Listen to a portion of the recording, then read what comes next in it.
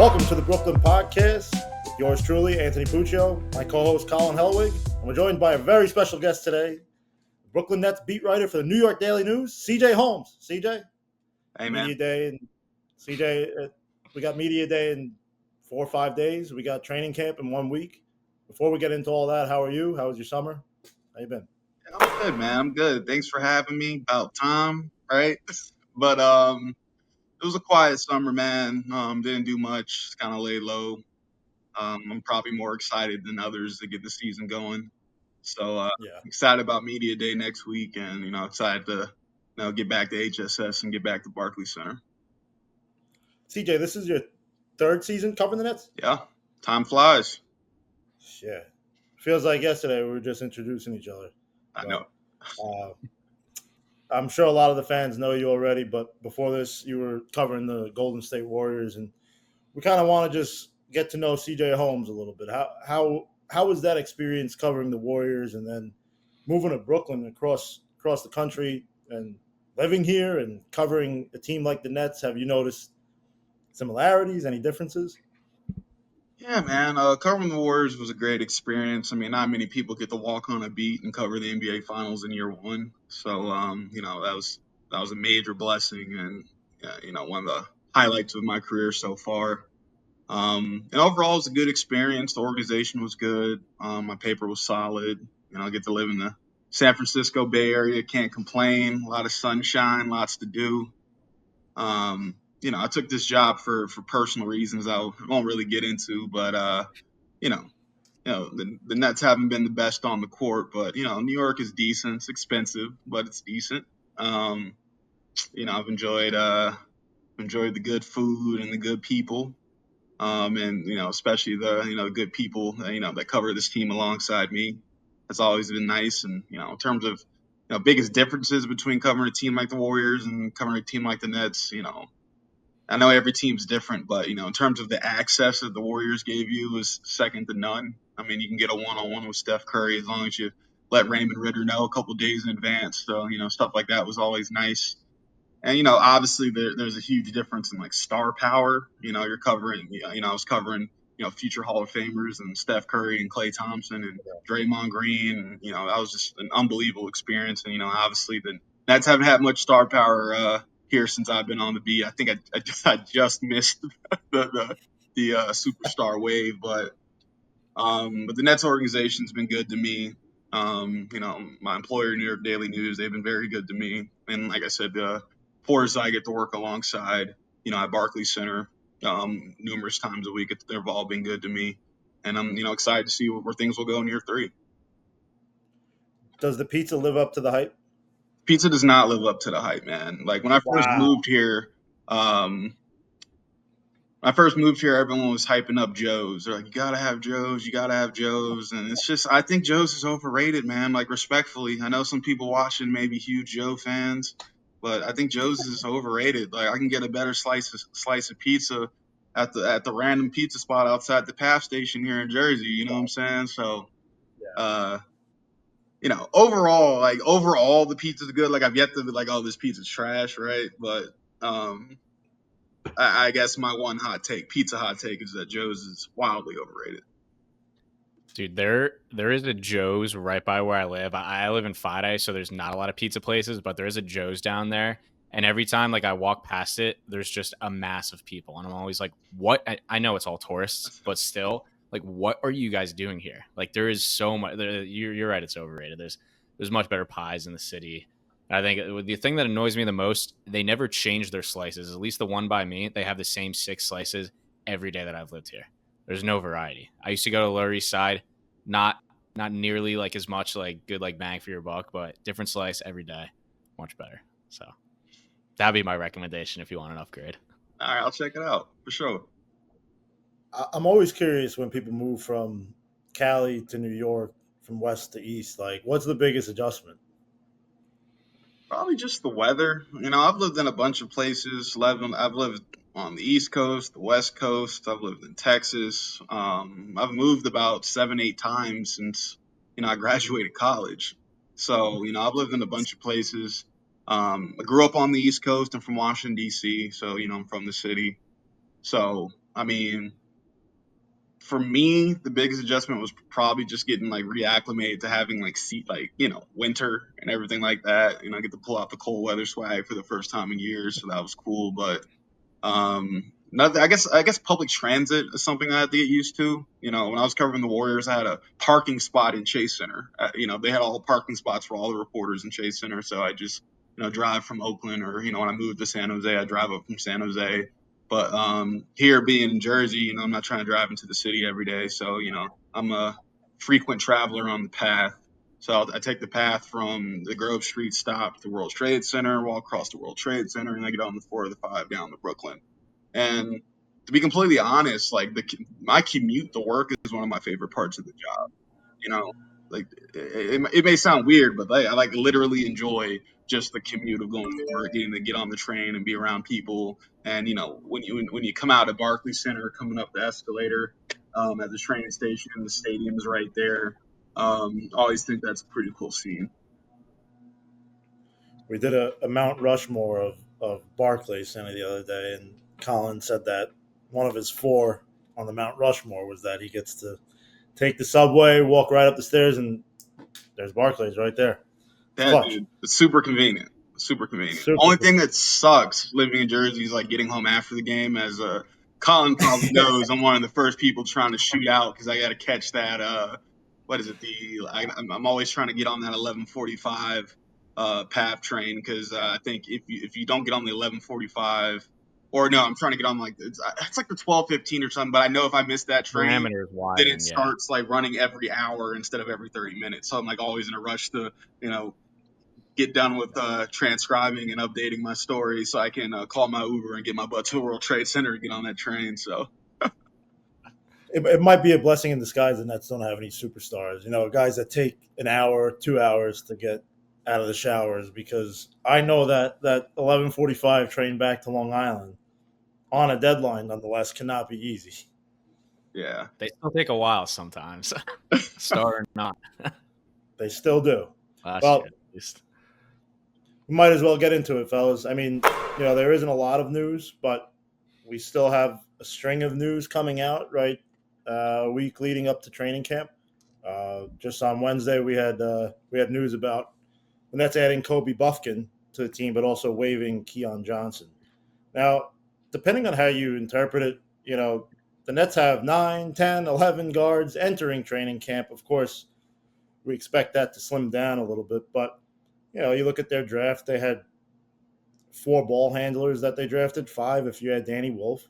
CJ, I'm curious what you make of having all of these guards, these ball handlers in particular, and what you think their vision is going into training camp with all of these guys. yeah. Like in my mind, it seems like they're kind of throwing a lot of ball handlers at the wall and seeing who sticks. Right, having that primary playmaker was something that this team desperately lacked last season after trading away Dennis Schroeder. And to bring up Keon Johnson, he was someone who kind of stepped into that role. And while he wasn't the best creator, he was serviceable. I think he was like near the top of the team in minutes. I think he led the team in steals. I think he was like second in assists last season. But you know, Keon Johnson's offense was always a question mark, and that's probably the biggest reason why he's not here right now. But I think it's very clear that the Nets want to play a very specific style of play, right? They want guys who can create. They want guys who can get paint touches, kick out the open shooters. Um, but it's funny when looking at this collection of guards, it's just like none of them can really shoot the ball, right? Right. So, if you want to, maximize a player's ability to make plays, you have to be able to stretch the floor in some way.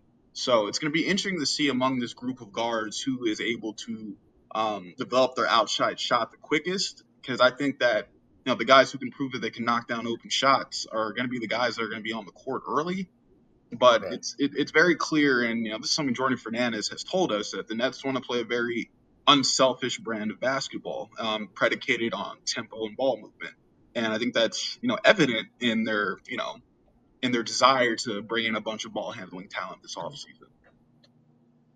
Yeah. I mean, going into the draft, personally speaking, I thought they were going to try and find their guard for the future. perhaps they did with Yegor. I thought there were a lot of intriguing names on that board that they were going to take. They took Yegor. We all kind of assumed that he couldn't shoot. Summer League came around and he was knocking down threes like he was Drazen Petrovic, right? Like, so it's kind of a mixed bag. I personally speaking, again, I think they're trying to find that guy. They haven't had a homegrown star point guard since Kenny Anderson in the '90s. No. Yeah, you look at Jason Kidd acquired in a trade. You look at Devin Harris acquired in that Jason Kidd trade, right? It continued. Darren Williams. I could go on. Who? Jeremy Lin, D'Angelo Russell. These are all guys that they traded for, acquired in free agency. Kyrie Irving, add him to the list. James Harden, add him to the list. So they really haven't had that homegrown guy. I really think they need to hit on one of these 5 picks, especially with a ball handler. Would you agree with that, CJ? Oh, absolutely. And it's one of the things where a lot of people are like, what defines success for, this year's draft class? It is almost, there's almost no chance that all 5 of these guys are going to hit. Like almost no chance, right? But if at least 2 of them, in my mind, it's got to be at least 2 of them. If 2 of them can prove to be serviceable to, above average players in the NBA, then I think this class is an absolute success. But, here's the thing that, and I wrote about this in a story that's going to come out when we get closer to the season. Like, what if this shit works?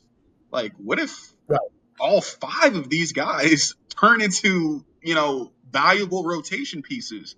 Then you're going to go from, an experiment that was mocked, that was nationally mocked in June, into a blueprint that other NBA teams are going to try to follow going forward. So the Nets definitely entered the season, conducting the boldest experiment in the NBA, in my opinion. Yeah. Colin, you could chime in here. I had brought that up to you on one of the podcasts. Like, what if in like this random, crazy, miraculous world, the Nets are like, they actually play well? Like Jordy Fernandez is a great coach. He's a system coach. If these guys just fit in, Cam Thomas or MPJ or one of these guys overachieve the way that, it's, again, not so far-fetched. Is that what they want? I mean, it's stuck when it comes time to pay them. But yeah. Oh God, we got enough issues right now. Let's not worry about that just yet. No, I think you'll take 5 good young players any day of the week. Like, let's not kid ourselves. That would be awesome. It'd be awesome for the team. It'd be awesome for us to write about. I think very much so. But I think we kind of have it in our heads that 2027, not as good as a draft. That's what they're saying now. I think the Nets owe their pick to Houston that year as well. Yeah. So I feel like for whatever reason, that's why we have it in our heads and also they're going to be rookies. You expect growing pains that they won't be too hot this year.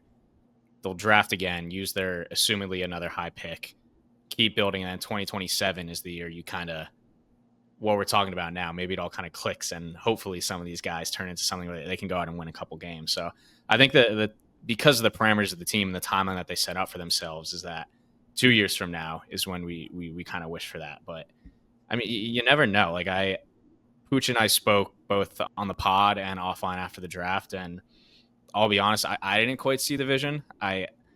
For as much as we talk about, like modern teams, and we saw how much Golden State used to, but Indiana and OKC would pass the ball. They also had a lot of shooters out there, and so the lack of shooting concerned me. But we'll see. I don't want to make a mountain out of a molehill with Yegor's 3-point shooting in the summer league, but it's better than him throwing up a bunch of bricks in the summer league. So we'll see where that goes from there. And on the topic of Bufkin, we can only buy low stock right now, but I'll say it. I like the Kobe Bufkin stock. I think that, he didn't shoot the ball well in Atlanta, but I think he shot 36% in Michigan. He was hurt in Atlanta. He was playing behind Trae Young, another high usage guard. I think that there could be something there. And, he's good in the pick and roll from what I saw in summer league stuff too. And I think he could almost be a kind of guy where you need, whether Yegor becomes a ball handler or it's Trae or whatever these guys kind of becomes, hopefully the main point guard of the team, they're going to have to learn and they're going to have to go through some growing. And I think with the way Bufkin operates in the offense, being able to find guys, can finish on both hands, he's a good interior working within the offense, whether he can shoot or he can pass out of it. I think it'll be helpful for those young guys to kind of build their game around. And he's also 23, so he fits the timeline too. I applaud the Nets for, taking another chance on a low risk, high reward guy like Bufkin. The thing I'm questioning entering camp is like, what do they view him as, right? Do they view him as a point guard, or do they view him as, a combo who can play on and off the ball? Because here's the thing, if you bring Bufkin to camp and he's like leaps and bounds ahead of guys like Igor Demin and oh god, Igor Demin and Nolan, and if he's leaps and bounds ahead of them, does that take away from their reps? Because these rookies are going to need reps to develop, right? So that's something that I'd be interested in, paying attention to, is just like, how exactly do they view, Kobe as in the piece of their backcourt? Yeah, I think that's a great point, and it's something I thought about a lot last year. Like, Jalen Wilson was not a lottery pick. He's no prospect like Yegor is, but Nets were a rebuilding team last year. Why didn't Jalen Wilson play more instead of Cam Johnson? I mean, maybe obviously they didn't admit it because they were trying to shop the guy, but in the back of your head, you got to know Cam Johnson's a little bit older. When the Nets are finally good again, ideally, it's going to be with the younger guys on the team. So that prioritization of, maybe it's just Jordy, because we know Jordy always just wants to go out and win every game, so he's going to play his older, better players. But that's definitely one of the top things that, and because they have 5 rookies, it'll be even more so this year. A dynamic to see them kind of dance between, do we just play our best players, or do we prioritize the future and at the expense of the present? Yeah, CJ, you were a D1 hooper at Auburn, right? Yeah. So just from your experience playing competitive ball, I know the game has changed a lot, but do you see that any obstacles in this positionless basketball scheme that it seems like they're trying to do? Like, I remember when Sean Marks first took over, he categorized it as, he took away the positions and said it's ball handlers, wings, and bigs. Do you find there to be an obstacle in trying to learn a lot of different positions and roles, like for someone like Yegor who might be playing the 1, the 2, the 3? Like, you have a lot to remember. You're young, you're still trying to adjust to the game in general, a new style of game in America. Do you think that some of these guys might face a challenge playing multiple positions and learning the position and learning the plays and all the intricacies that come with, you know, honing in on not one position, but 3, 4? No, for sure. It's definitely a challenge, especially in the NBA where these offenses are so complex and nuanced, right? But, when I was in college, I had to know all 3 guard spots on the perimeter. So it's like not unheard of for these guys to have to learn these things. And, you know, and, a lot of it is pretty similar, right? Other than like maybe like, little nuances between like running the point or like, playing on the wing, right? A lot of it's pretty similar, but it's definitely a challenge, and it's definitely going to be a lot of information that, these kids are going to have to soak in training camp. But, you know, part of the reason why these kids are drafted is because of their high basketball IQs, right? So the franchise clearly believes that they can handle it. Yeah, that's a good point. I'm very curious to see, to your point earlier, just about drafting a lot of guys that aren't shooters, if this is going to be a constant motion offense with a lot of dribble handoffs that lead to 4 seconds on the shot clock, and Cam Thomas or Michael Passing Porter back, Jr. right? Right. Like, without that guy to really be a penetrator and kick, or someone that could really attack at the hole. Nolan Traore kind of showed a little bit of it in summer league, but without having that guy that really is a constant threat at the rim or on the 3-point line while doing this, I feel like it's a lot of. Oh, we saw it a lot of last year. Like, just kind of like, all right, like, here, take it, and you got 3-4 seconds, Cam Thomas, or 3-4 seconds, Michael Porter Jr. So. Hey, one way to combat that is to not be in that situation in the first place. Play fast, put pressure on the rim, get it out and run. And that's one way to prevent yourself from being in that situation. Oh, who's going to get the shot? The shot clock running down. Don't let it run down. Yeah. So, Colin, anything there? No, I mean, if they do, that's why Cam Thomas and Michael Porter Jr. are on the team. for now, I guess. But yeah, they'll gladly huck it. Well, we're already discussing this new era of the rebuild. CJ, you've been here 3 years. All 3 years, I don't mean to put it this way, but they've lost, and it feels to me like it's year one, year two of this rebuild. But I think a lot of Nets fans feel it's a little bit more of a tedious rebuild because it is 3 years. You're expecting a third straight year with potentially 50 plus losses. Do you see this as year one? Is this their clean slate? I do, because this 5 rookie class, to me, this is the start of the rebuild, in my opinion. So, and it's going to be tough, man. If Jordy's going to play these young guys consistent minutes, then, you can't expect, a lot of wins to follow because, for all the things that we just discussed, guys need time to develop. Guys need time to find their outside shot. Guys are going to need time to get comfortable playing multiple positions on the perimeter. And, these things take time, right?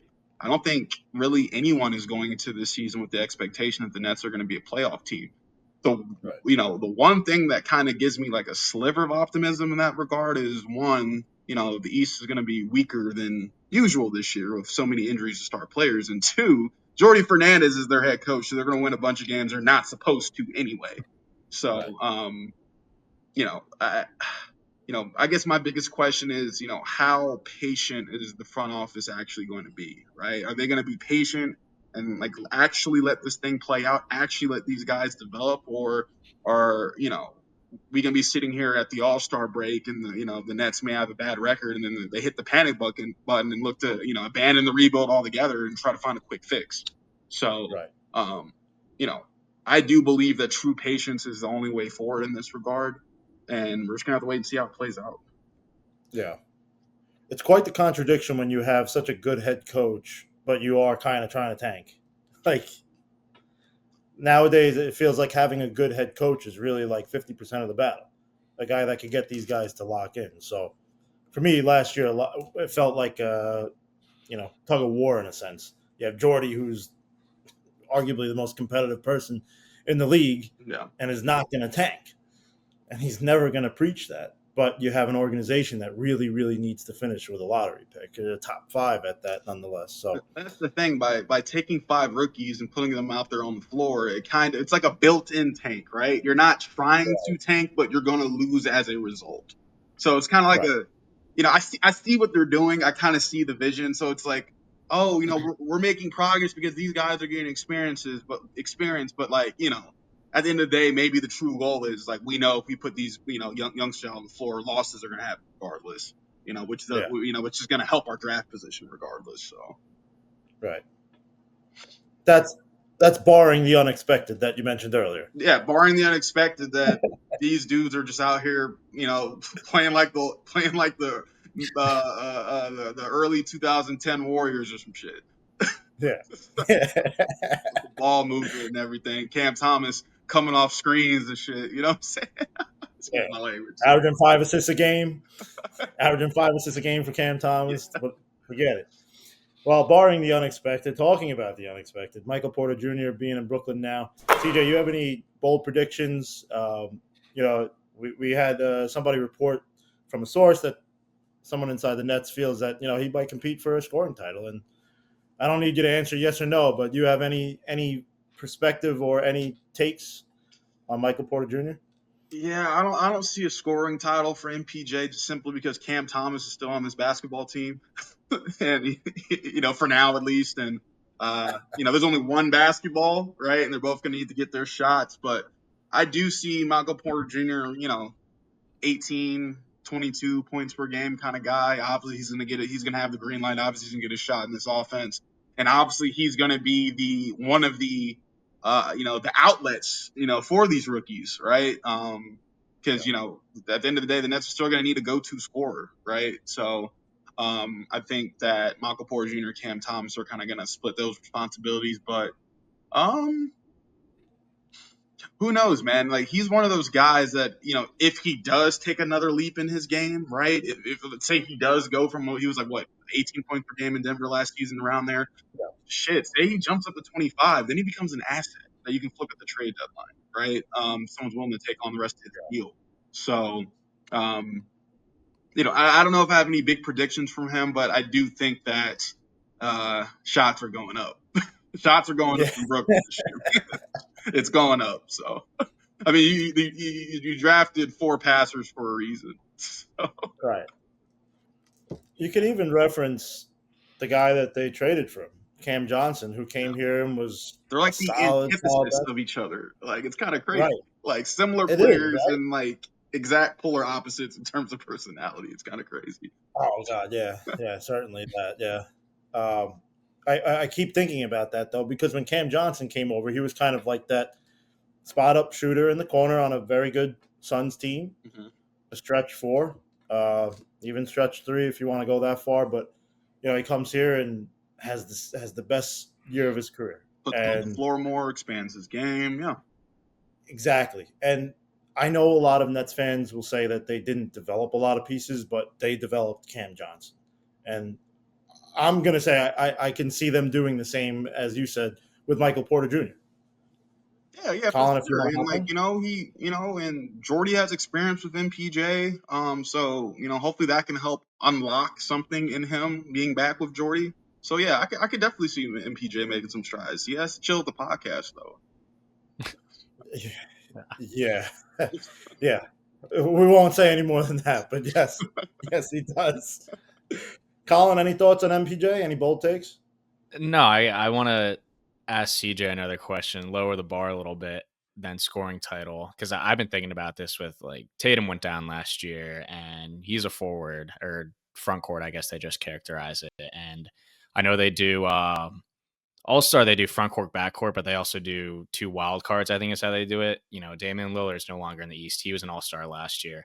Halliburton wasn't an All-Star, but All-Star kind of player. There's some guys that went down. What do you think it's possible, and the scoring's going to have to come with it to get him there, he kind of sneaks into All-Star conversations? MPJ we're talking about? Yeah. Uh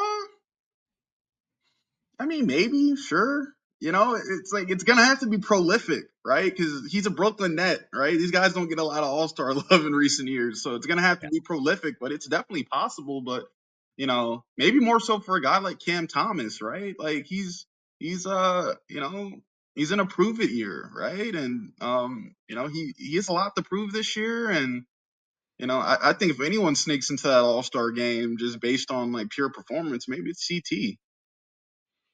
I like that take. I feel like maybe it was just the Nets fans and the Nets reporters among ourselves, but there was a little bit of chatter when he opened up last year, and the He numbers was were great. there. Yeah, he He was got great. hurt. It was too early to talk about All Stars, but I recall hearing, whether it's just Twitter or people talking, like in the basement, like 20. Well, I don't know what he was averaging before he went down. It was like 24. 25-ish, 24. Like, you're in the neighborhood. It's efficiency though. Like I think he shot 43% from the field. Again, a lot of these are chuck shots. A lot of these are at the last, at the final seconds of the shot clock. But I agree with you. He was a fringe all-star on a bad team last year for the 25 games that he played, 26 games. Yeah. Well, So that's the I think if anyone takes that next step to being an all-star, I think it's Cam, man.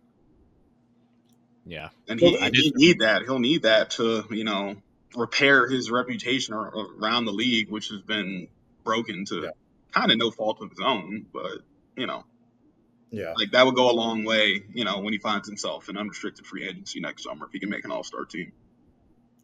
Yeah. And it begs more questions about really what CT's role is going to be with this team. We mentioned how many guards they already have.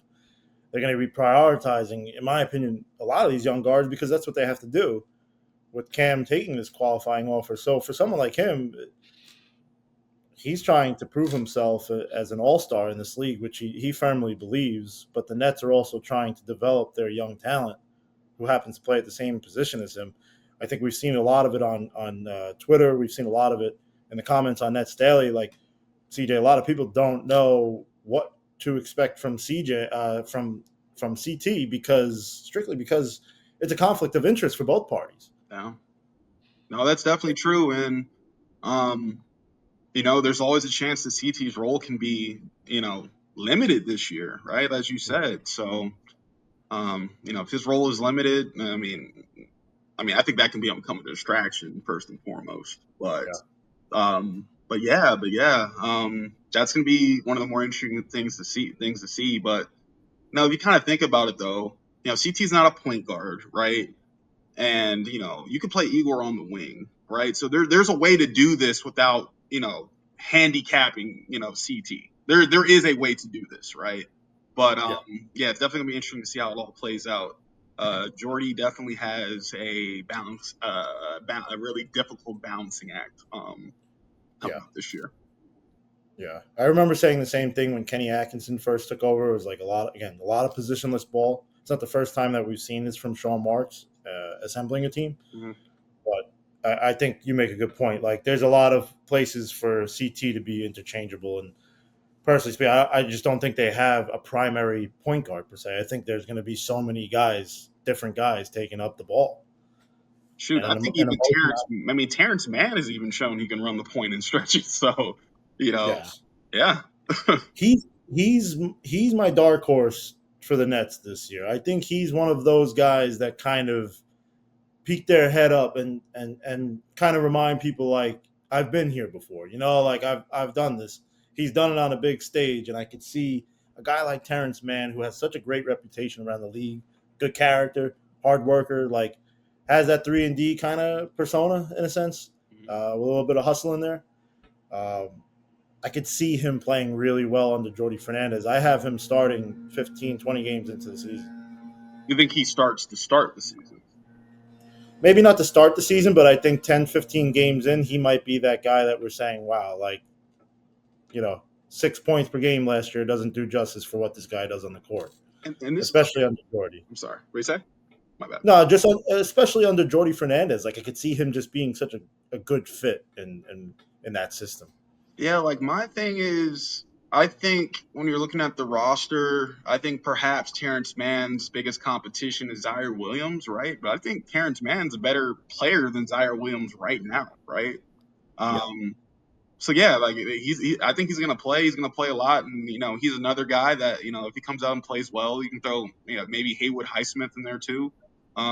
These are guys that can be flipped at the trade deadline for more assets, which will only open up more minutes for these young guys to play. So it'll continue expanding the flexibility that we hear so much about, and we're all going to hear about a lot more on Tuesday.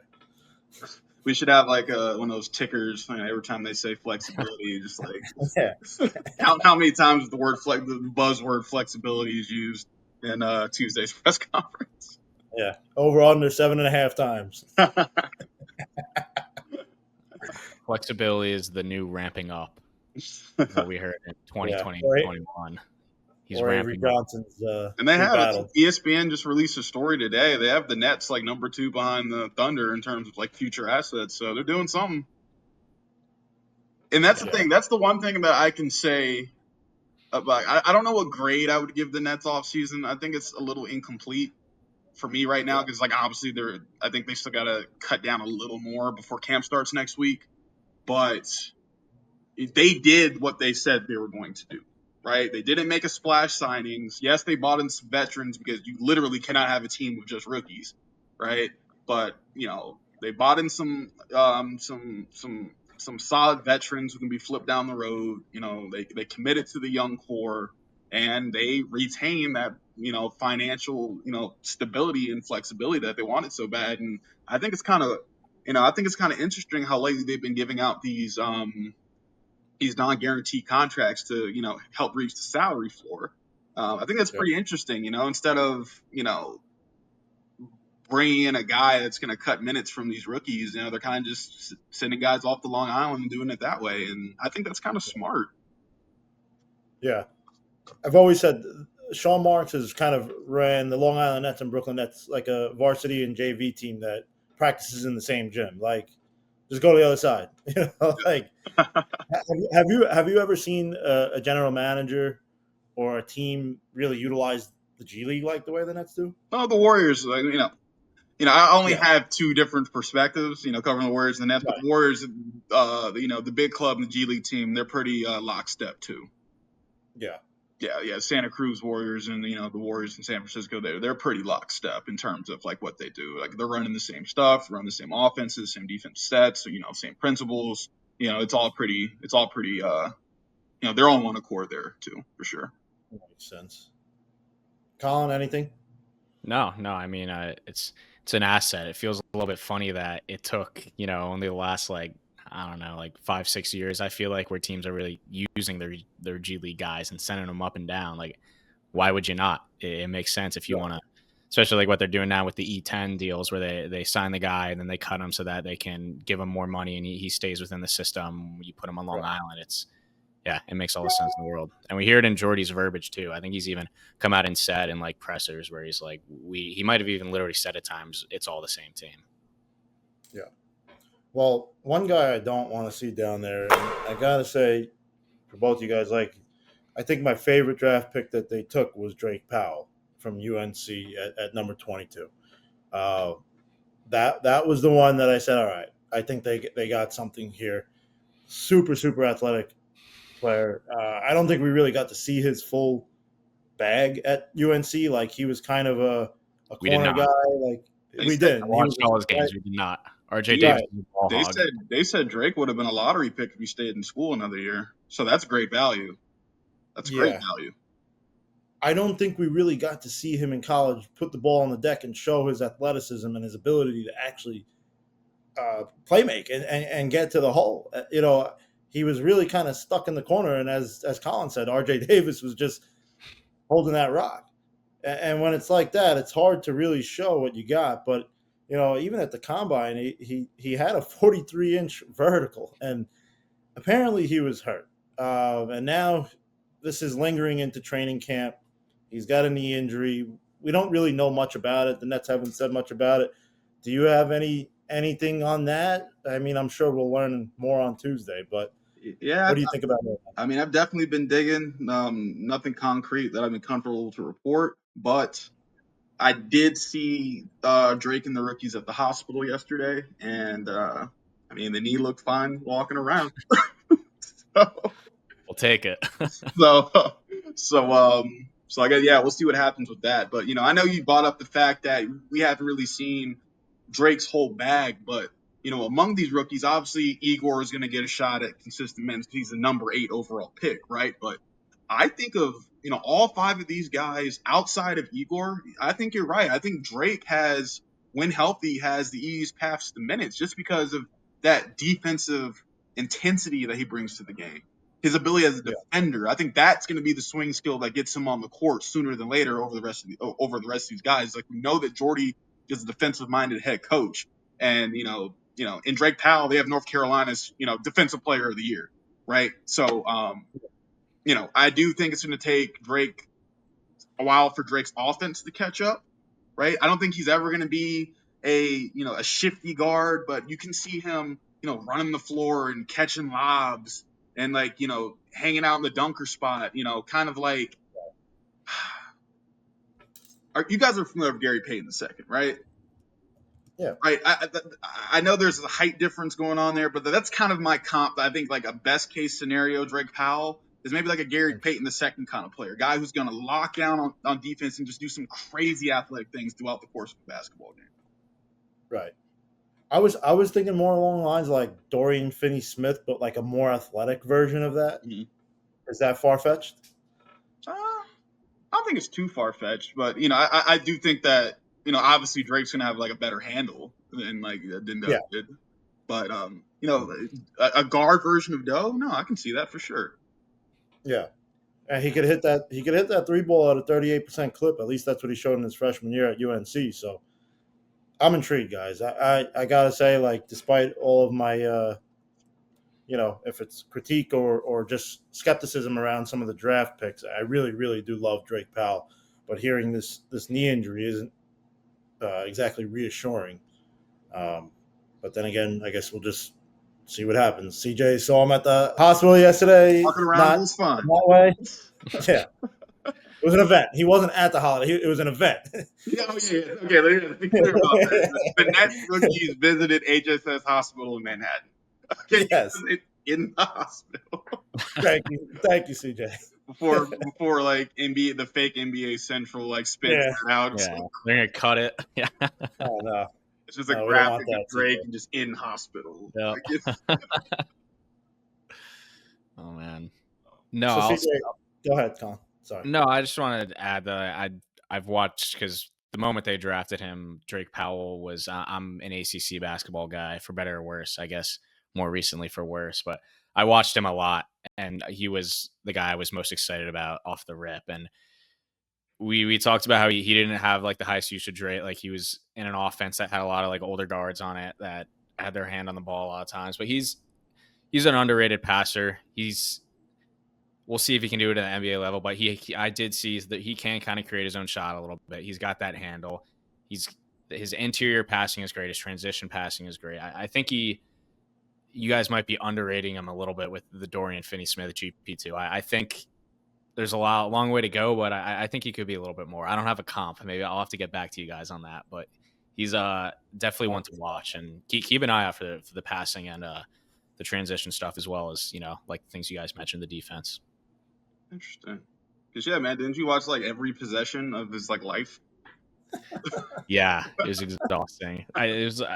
Thank God I did that in July and August, like the most boring part of the year when like the off season's kind of over, because I would not have been able to lock in at any other point of the year and do that. I mean, the kid was a McDonald's All-American, so you know the talent's there. Yeah. Well, CJ, the other day you put out, I think it was last week, kind of you're going to be writing something on a vibe check around the fan base, and we don't want you to say too much. We want to read this and really dive in. I know, personally speaking, probably speak for Colin himself too.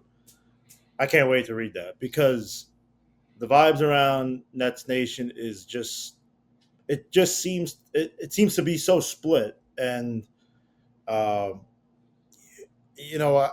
very curious to see what these diehard fans have to say, because there's so many different perspectives that come into play. And Colin and I touched on this a lot last year. Like, if you're a season ticket holder that's spending a lot of money and dedicating a lot of your time to go to these games, you want to see a team win basketball games. And I mean, the nature of the beast of being a competitor is you want to watch your team win. But of course, given how the NBA lottery works, a lot of fans on Twitter and a lot of fans that are in the Nets daily comment section, they want to see them lose and tank. So I'm just curious if you could give us like a temperature check. What do you think? What do you feel? What do you see? Yeah. So the story is done. I thought it was going to run at the start of training camp, but we're actually going to hold it to closer to the start of the season. So I got some time to tweak here and there, but I tried to. While obviously I couldn't get every voice into the story, got about 65 fans who completed surveys were chosen to have their data logged. But I just tried my best to accurately reflect how the fan base is feeling, whether it's positive, negative, neutral, and yeah, like I think I think mixed bag is the right word, because it definitely is a mixed bag. But I think that the one consensus thing that I could take from all the surveys that I went through is that Nets fans just want to know what the direction of this team is and be confident in it. Nets fans are tired of empty promises and half measures. They want to know where they're going and how they're going to get there. And I think heading to the season, out of all the mixed surveys I got, that's probably the most consistent thing. Like, what the heck are we doing, and what's the plan?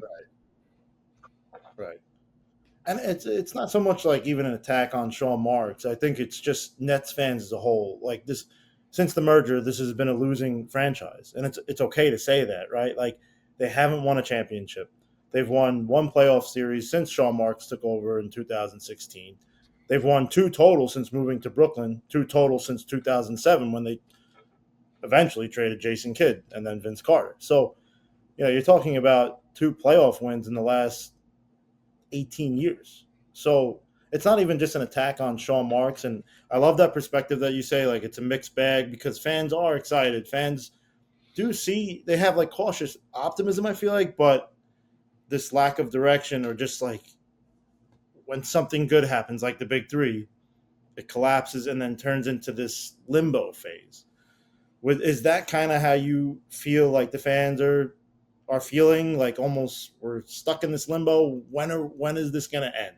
Yeah, absolutely, absolutely. And obviously you got to be able to see for yourselves when the story comes out. But I think that's definitely a accurate take on the situation for Nets fans. I'll tell you one thing: they are certainly excited about this rookie class. When it comes to those five guys, the feedback was overwhelmingly positive. There weren't too many people, who participated in the survey who were like, you know, why the heck did we do this? There's obviously some people who are like, why'd you draft five rookies when you could have, tried to package those picks and move up for more of a sure thing. But I think overall, a lot of fans are, very excited about, we talked about at the top of the show, we talked about a clean slate. I think a lot of fans are excited about, the idea of a clean slate with this rookie class and what they can become if developed properly. So if you're the Nets organization, what are you selling fans on this year? The rookie class? I think that's what it is, man. It's the rookie class. Yeah. I mean, they're gonna be the factor that puts butts in seats this year. So, I mean, they're like I said, they're attempting to do something that no NBA team has ever done. If it doesn't work out, it's gonna set you back years. But if it does work out, then the Nets could have a special young core on their hands for years to come. Yeah. And in a sense, they'll be pioneers Yep. for building something like this under such a strict and difficult CBA to work with. Mm-hmm. I've given Sean Marks a lot of flack, and I'll be the first one to say that. But the one thing nobody can deny is that this CBA is tough to work with, and you're really in a lot of lose-lose situations, even when you have the most money in the league. You look at the Cam Thomas situation. Like, you have all that money, but a lot of people are saying, what's the sense in overpaying him if you don't have to? So it's a lot of tug and pull, CJ, but I hope you're right. I hope these rookies can show out and put butts in the seats, because we need some good basketball in Brooklyn. Yeah, I think kind of what you CJ, what you said about the fans wanting to like know what the direction is. This season and these rookies I feel like they're the answer to that. You know what I mean? Like, because when Pooch is going to make fun of me because he always makes fun of me for my analogies, but when they got all these draft picks, but it really wasn't time to cash in on them yet. It was like they had all these eggs, but the eggs haven't hatched yet. They're going to hatch this season. So then you get to see actually what is this rebuild that we paid for with Kevin Durant and not quite James Harden, but kind of James Harden and Kyrie Irving and Mikal Bridges by extension. What is that getting us? You don't really get to see until these guys take the floor.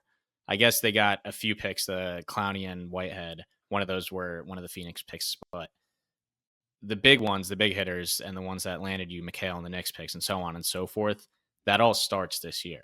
So I know me, just even from a writing standpoint, I'm excited for the rookies too, because I think we all knew last year, as much as we enjoyed watching Keon hoop and Tyrese get those threes up, that fun game he had against Phoenix, those guys most likely aren't the future of the team. Like, rebuilds take a long time. There's a lot of guys that come in and out. These guys, ideally, most likely, are going to be here a while.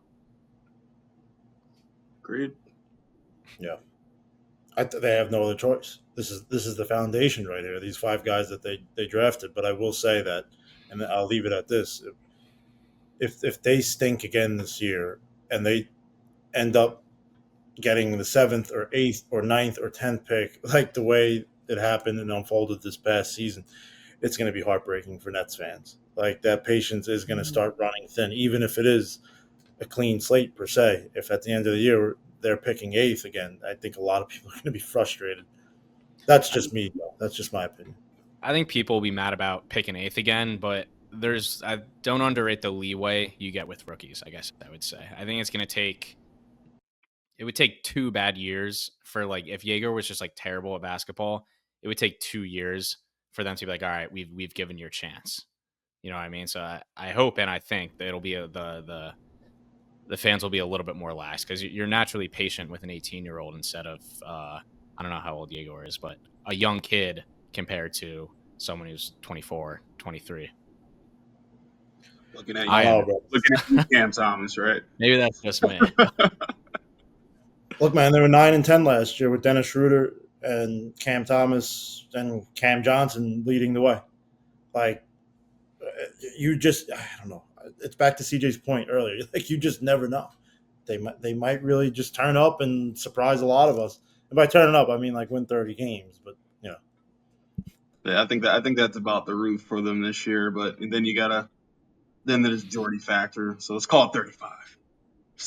with the Jordy factor count in, let's call it 35.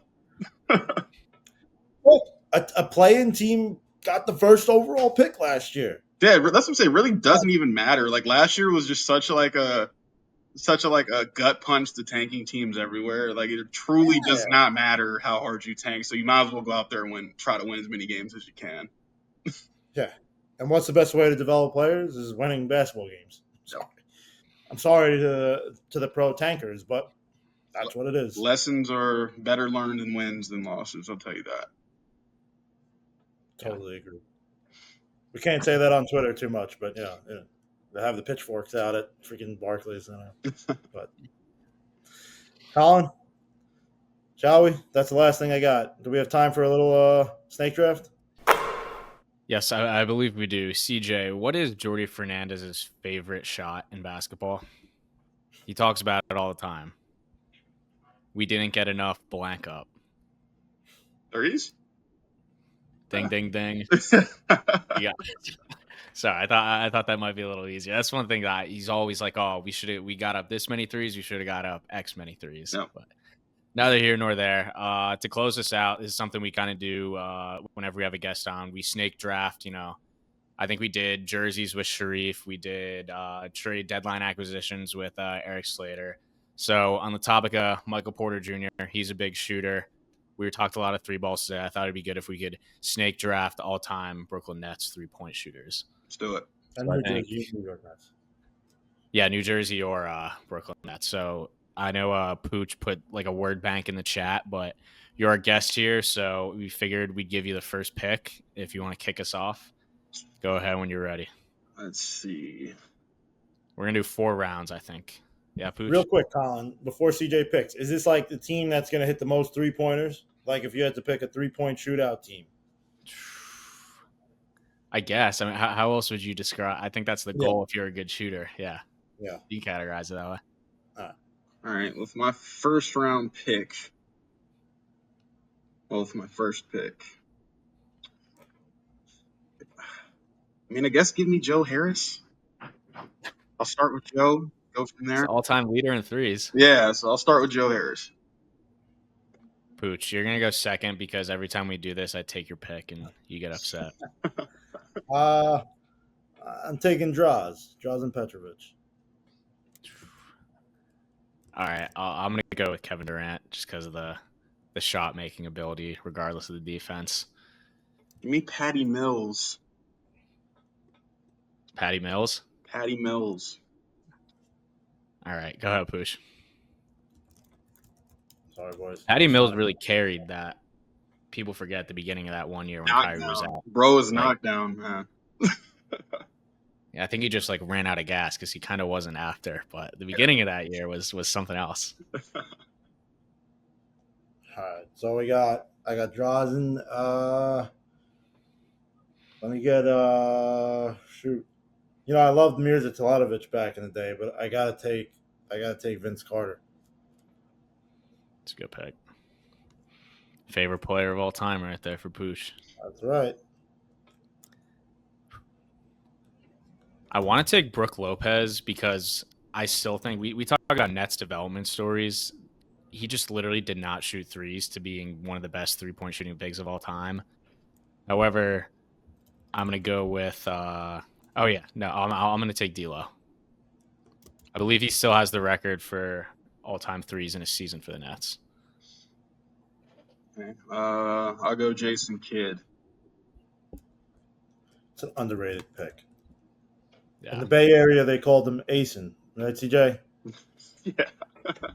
And then he turned out to be a great shooter, especially with the Knicks. He was fantastic over there. Yeah.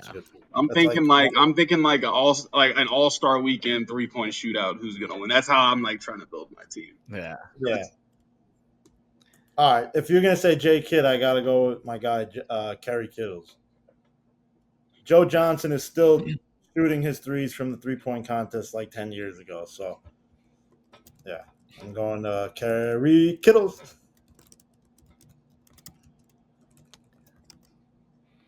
All right. I'm gonna bring 7-Eleven back together one more time. I'll take Kyrie. Okay. Let me get Seth Curry.